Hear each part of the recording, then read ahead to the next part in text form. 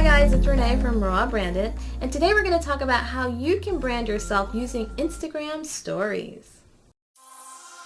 The first thing to remember when you're using Instagram Stories is that you're telling a story, okay? So don't forget that when you're using Instagram Stories, the whole point is for you to tell a story, right? It's like a mini movie. It is basically vlogging in snippet, short, nugget form. So that's what you're doing when you're using Instagram Stories. They're basically little snapshots that last about 24 hours. You can now, thankfully, bring back those stories if you want to. You know, it's great to have that luxury. But remember that because it's a story, and I love storytelling, as I always say, because I'm a writer at heart, because it's a story, there's a beginning, there's a middle, and there's an end, right? So the best way to strategically use it for your brand is to tell that story. You know, you can use stories to just throw up, little nuggets here and there, but it's always more compelling, pull people in if you showcase it like it's like a mini story, Doesn't have to be a long one, it's just in a really short format. You can use it to do mini vlogging, kind of like what you're seeing here on YouTube, but on a scaled down format. And it's really convenient because all you're doing is using your phone to do it. So you take your phone and you can film either tutorials, you can do behind the scenes, let people know what's going on in your life. You can make it even like it's like your TV show in really bite-sized format. So the whole point of it is to people to get a sense of your brand, the brand experience, your brand essence, right? Your brand message, but in a really consolidated, quick format. So if you're someone who's on the go and don't have a lot of time to do full-length videos, then you may want to look at Instagram Stories. You don't need bells and whistles, you don't need production and lights, you just need to put it out there very quick in a nice stylized way. So there's ways in which you can do that and stay on brand. Because the whole point of you using Instagram Stories is to engage people. It's to build trust with your audience, right? You're giving them a sense of your brand essence, right? So that's the whole point of you pulling them using a format that takes them behind the scene. You can really get detailed with this using other third-party apps, take pictures of your photo that you're going to throw in your story, or to capture the video that you're going to throw in your story and then add it to your story. You can get really fancy with it. So here's a couple of things that you can do to really build your brand using Instagram Stories. So what you want to do is go into Instagram. So I have all my different apps that I'm using for Instagram right now. So what I'll do is go into Instagram and look through my feed. I'm going to select this photo right here, just pretending as if I took it, even though I took it a while ago, but let's pretend that I took that photo. So one of the things that you can do with your image after you've taken your photo is you can apply some sort of filter. All you have to do is swipe to the left, and you can see as you're swiping, all these different filters are available for you. You can go ahead, use Tokyo, do something in black and white. It almost looks a little bit anime. Let's say that I just wanted to keep it with this one, which is Lagos. One of the things you can do is go ahead, add it to your story as you see below, or you can proceed to save it. So what I like to do is save my images. I like to save the raw version of my images, and then I like to apply a filter and then save that as well. And what that allows me to do is to come back to the image, and if I decide to dress it up, change it a little bit, I can go ahead and do so. I'm not under the pressure of time because Instagram is so great now. Your images last beyond 24 hours. So you can proceed and save that image, go through my camera roll, pull up that image, and then it's right there for later on for my use. One of the things I can do to this image is add some text. And you can do that by clicking on this AB icon right here. And what not a lot of people realize is that here, the slider on the side adjusts the size of the font that you're going to use. So maybe I'm going to scale it down a little bit to maybe that size. And I'm going to say something like work hard, play hard. Now I can go ahead and do that, add this, and you can even see as you scale up, the font gets bigger, scale down, and it decreases in size. So maybe I want to scale up and make it like that. Now to leave it like that, I can click on the check mark and keep it as is, or it can scroll through these options here and change the color of the font so that it matches my brand. So one of my brand colors is purple, so I can click on that and I'm good to go. Or I may say, you know what, I don't want the font to be in purple, but I may want to click on this icon right here, and it creates this kind of border, this kind of background color of purple. Click on it again, it kind of fades out the background, the font is in white. Click on it again and you're back to white, or you can go through it however you want. I tend to do this version where it's a little bit more of the transparent background. That might work for me. I might keep that. I like to extend it across like some sort of element like that, and that may be good. Let's say we're doing something like be authentic. So we can do something like that. Maybe we didn't want it in purple because that's not our brand colors. One of the things people miss is that there are a lot of color options that are provided, but they may not be in line with your brand. So one of the things that I like to do is I like to hold down a color that's similar to a color that's within my brand palette, and then you can keep scrolling until you find a color that falls pretty close to a color that's within your branding. So I like to do something that's a little bit more teal-y sometimes, which will be something like a little bit like this. I do like to make that kind of like transparent background, and I'll do something like this. So now you have a color that wasn't immediately available to you, but you found it by holding down and scrolling through the color options, and it's on brand, and you're able to add a little more details to the image so that you can tell more of your story, right? Because it's the whole thing about Instagram stories is that you are telling a story. One of the things that people miss, now I wouldn't do all of this in one image, but just for the sake of demonstration, one of the things you can do is layer text. So maybe I might say something like keep it going, right?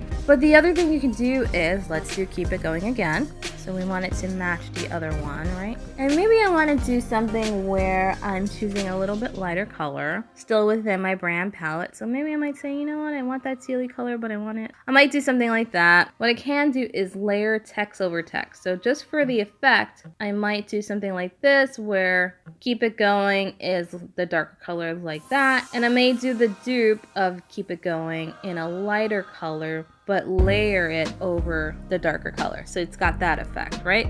So now you've got that effect going on where it's like a layered color on top of the other. And this may be good enough for you. You may say, okay, I'm going to add this to my story. So you can go ahead and add that to your story. But you know what? You may want to build on this and say, I want more. So I'm going to bring up that image again because it immediately Instagram saves it to your camera roll.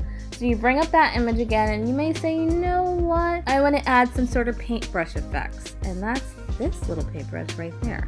Once again, people tend to overlook this slider on the side, which helps to increase and decrease the size of your brush stroke. So I'm going to take it down a little bit. And because purple is within my brand palette, I'm going to take the purple. And I may want to do something like, oh, I just want to do that, you know, add my little flair by using the purple. I can even pull out a stylus and go ahead and write over this, you know, maybe something like true, and here it is in my handwriting. Or so I can go back and say real, just like that, just so I could get some flair of my own signature, my own handwriting into this graphic. And then I can go ahead and add it to my story. By the way, these are the different strokes that you can have. You can do things like that. That's a little bit thicker. That's a little bit thinner. This is a little bit more highlighted for effect. And, you know, that's another effect, a little top boardy effect. And what I want to do is I want to fill this whole picture. Now, why would I want to fill? Let me show you. Click on the paintbrush. Hold down the paintbrush option. And now it filled the whole screen with purple. Now what I want to do is click on that eraser and erase the element. There we go. And you get this cool effect like this.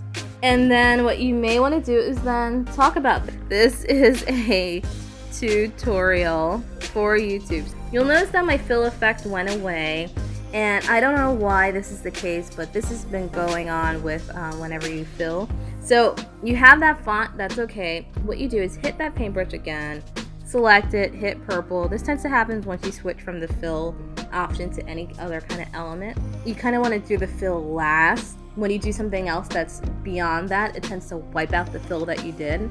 So decorate your image, then fill it, then erase all the elements. So I just did the text, right? This is the font I'm keeping. I'm going to hold down, fill it, Then I'm going to erase the elements and leave that as the last thing that I'm going to do. And by the way, I did it this way because my brush stroke, I didn't adjust the size of it. If I did, it would have came out a little bit different than this.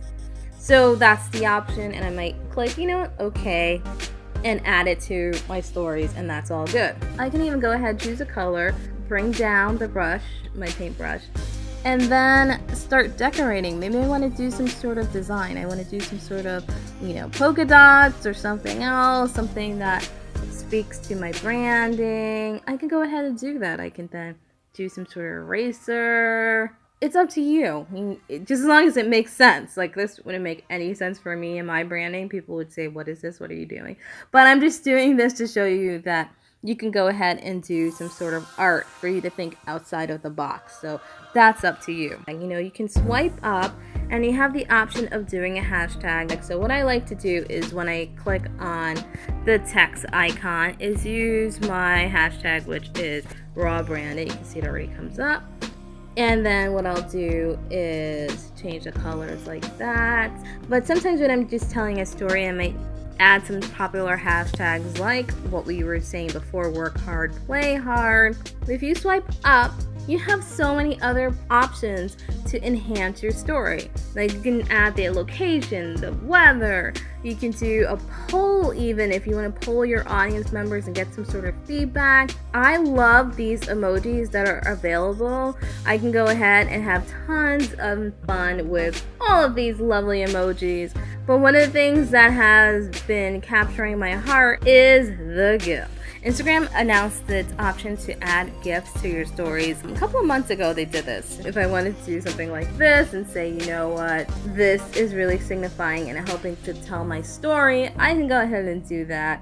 This may be it, and I may actually add that to my story. If you do click on these, they will give you some different styles that you can use to add to your story. And then my story is going to play out looking in so many different ways. You're going to have that, you're going to have your own little signature touch. You're going to do so many different things, different looks to convey a photo or a series of photos, but it's up to you. What are you trying to tell? You know, what is that story? That's up to you. And it can look so many different ways. You just know that your story is limitless. You have a lot of options, and it doesn't have to only be photos. You can do video as well. You can capture yourself talking into the camera.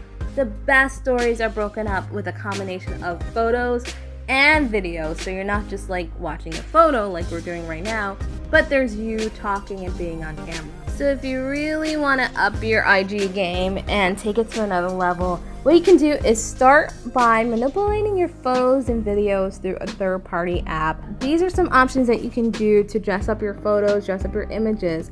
And then once you do that, then you can import it into your stories and add some effects. So one of the things I like to use is something like InShot. This is an app that I really love. This is a video I created in InShot, and what I did was, actually I used an image, and then what I did was I added the font and everything else to it and added a soundtrack, added the music to the video. So InShot allowed me to do this whole production, and then once it was produced, what I did, since it was on my camera roll, is I went ahead and added it into Instagram, into my stories. So this is where we have something like this with the animated text, and then there's also music. So the animated text, by the way, that's something I use. I actually use Legend. Let's say that I was gonna do something like this. I wanted to add something like this, right? So I would go ahead, say, this is what I want, show, don't tell. And then I would add different effects because Legend allows me to do that. I tend to add a different effect that is a little bit more closely aligned with my brand colors, with my style overall. So I have to kind of scroll through this before I get something. So let's say I want to say this saying, then I want to bring in an image because I want something to dress it up. So I go right back to my camera roll, and maybe I go ahead and I use that same image. But then we need some sort of effect, right? So I tend to like the one called Quote It. It's that effect right there. Then I would go ahead and choose the color combination that works within my brand. I like to save it as a video.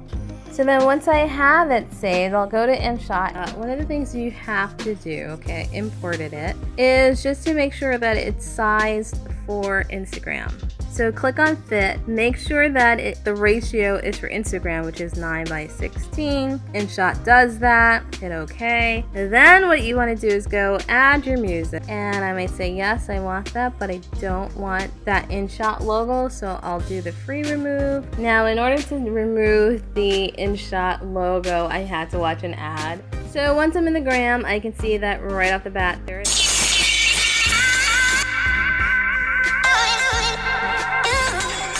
I always advise you that your stories actually be like a story where there's a beginning, a middle, and an end.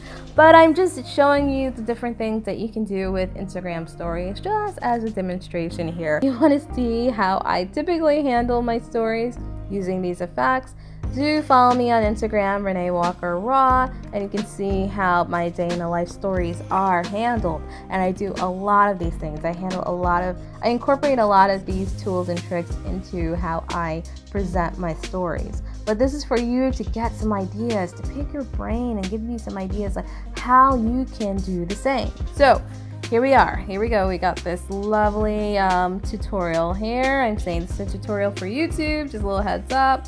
Epic, raw, branded, work hard, play hard. You know, have the little elements.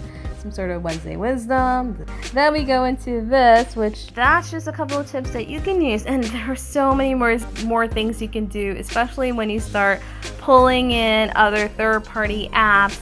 But it's all about you creating the art, using your artistic skills to tell your story, to tell the story behind your brand, to pull in your audience, and to help them to connect on a deeper level with you. So these are just a couple of things that you can do to make sure that your Instagram stories remain on brand, because the whole point is to connect with your audience, to engage them, and this platform lets you do it. But then don't forget that you also want to be memorable, right? Because, you know, if anyone's finding you just by chances and they jump into your story because you're using the right hashtag, or because your story is, you know, being highlighted in some way, you want to just stand out, introduce them subliminally, obviously, to your brand by incorporating that same look and feel and style. So the more you do it, you'll get a better sense of, okay, this is the type of things that I'm incorporating into my story, or this is the type of message, or my story is always, you know, behind the scenes and me working out and, you know, me fiddling with my product, and you know, you always think of like what that is. Or you can make it like a movie, and then it's always like my day, you know, and this is the beginning, the middle, the end. So however you're telling that story, just remember these are ways in which you can do it and stay on brand.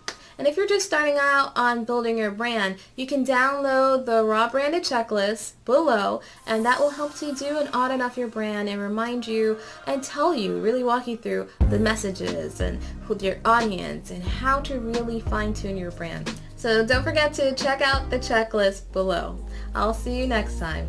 Bye.